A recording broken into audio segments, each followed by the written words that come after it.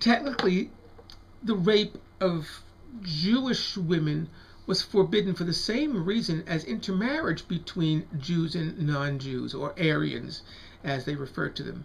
It was considered Rasenschand. Rasenschand was a word in German which meant race defilement, a contamination of the Aryan bloodstream. Enforcement of the law was arbitrary and irregular in the camps. Nazi women were confined to the role of marriage and motherhood. In his book Mein Kampf, Hitler says that the German girl is a subject and only becomes a citizen when she marries, and the aim of female education must invariably be the future mother. To encourage the Aryan birth rate, unmarried adults were taxed, and they gave marriage loans and tax interest rebates for each child that was born, legitimatizing unmarried mothers and babies and providing delivery centers and banning abortion and birth control, except to limit racial inbreeding and venereal disease.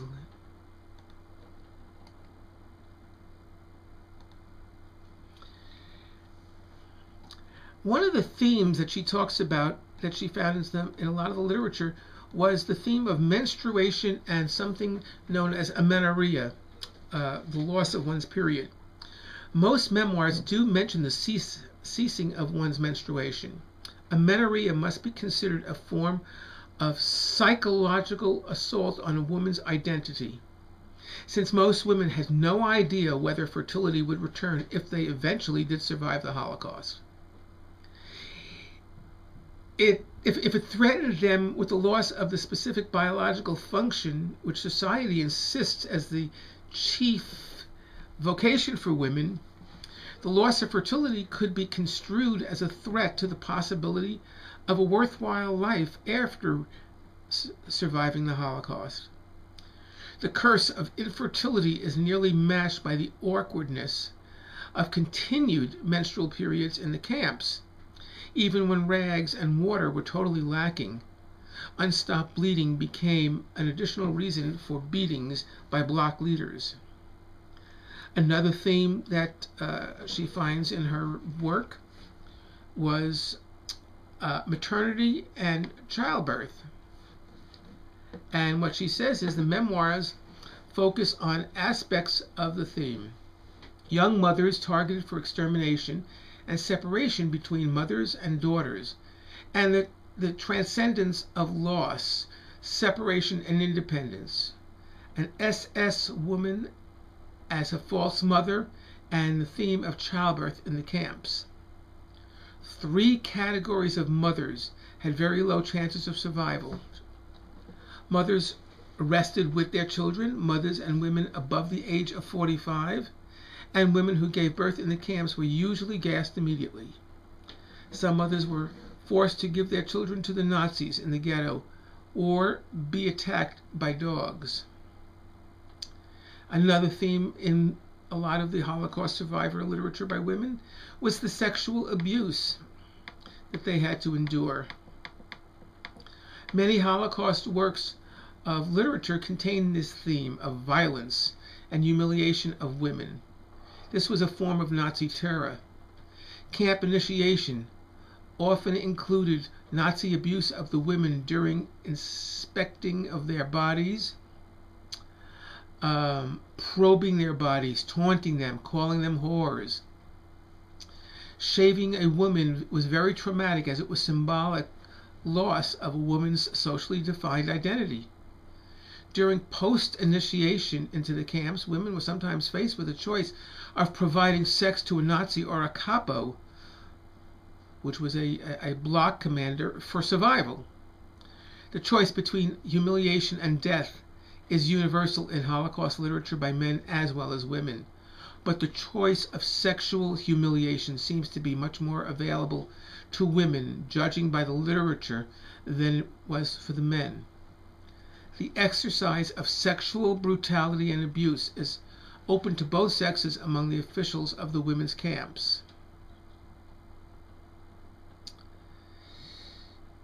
In another book that I looked at, which was not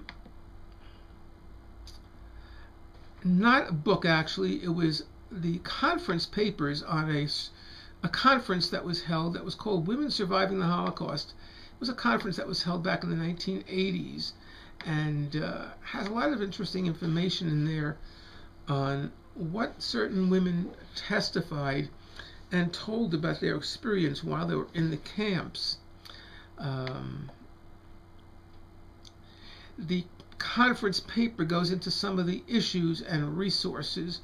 They said that the Nazi coercion and violence against women political opponents started as soon as Hitler seized power. German Jewish women were the first victims. The Nazis used women hostages to influence male political behavior, especially of men who had fled because they were political targets of the Nazis. Prisons were testing grounds for later Nazis' policies used in the camps. Often children became wards of the state when the women were jailed. Survivors reported that women in Bergen-Belsen and Gurs camp were responsible for child care. It's unclear if this was the case in all the other camps. There was an interesting gender-specific distinction between men and women in the camps in their deferential reaction to hunger and malnutrition. Women tolerated hunger better than men. Women survived starvation for longer than male inmates. Women seem to have better strategies for sharing and extending the limited food supply that they did have. Women's behavior was also different in the area of house cleaning. When women were present, the barracks were often cleaned more often and carefully, and this reduced the spread of disease. Women also differed in the area of bonding or the creation of what we might term artificial families based upon need and proximity rather than true blood relationships. The concept of mother began to change. As mothers were murdered, others would take on the role of surrogate mother for the younger ones. Women formed new families, a new cooperative with personal bonds to help each other. Women's groups, sisters, they call them camp sisters. Women cared for their appearance more than men as a way of maintaining one's self-identity and establishing a tie with a previous and fondly remembered life. In the ghetto, women were the ones who managed to find food and allocate it to keep the family fed. Some women, knowing their fate was death, purposely got pregnant because they wanted to at least experience the feeling of being pregnant before being murdered. I thought that was quite interesting, to say the least. As far as the camps, there was less violence and less physical competitiveness among women than men.